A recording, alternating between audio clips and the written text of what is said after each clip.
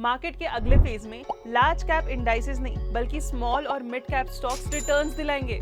ऐसा हम नहीं, क्वांट म्यूचुअल फंड का कहना है। यस, वही फंड जिसे संदीप टंडन लीड करते हैं, जिनका खुद का मार्केट एक्सपीरियंस 30 साल से ज्यादा है। मई 2026 में यूएस मार्केट्स ने रिकॉर्ड हाईज हिट किए। जापान का निकेई 10% बढ़ा।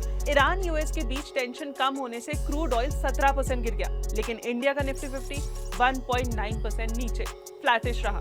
इसी सिचुएशन को देखते हुए क्वांट दो चीजें कह रहा है। एक, large cap oriented indices macro growth के साथ बढ़ेंगे, स्टेडी बट बोरिंग। दूसरा, असली एक्शन होगा माइक्रो, स्मॉल और मिड कैप्स में।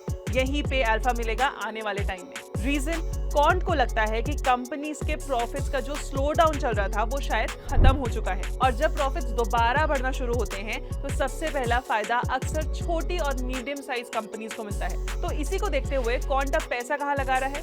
Energy, infrastructure, private banks, insurance, hotels, pharma, telecom और डेटा सेंटर्स जैसे सेक्टर्स में, यानी उन थीम्स पर जो अगले 10 साल के इंडिया की ग्रोथ को ड्राइव कर सकते हैं। वहीं मैन्युफैक्चरिंग को लेकर फंड थोड़ा कॉशियस है, और इंटरेस्टिंगली टेक्नोलॉजी में एक्सपोजर बढ़ाया गया है, क्योंकि क्वांट को लगता है कि ये निग्लेक्टेड टेरिटरी में आ गया है।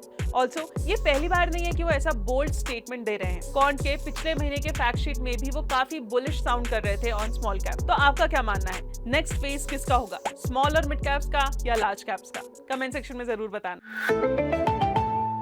Mutual fund investments are subject to market risks. Read all scheme related documents carefully.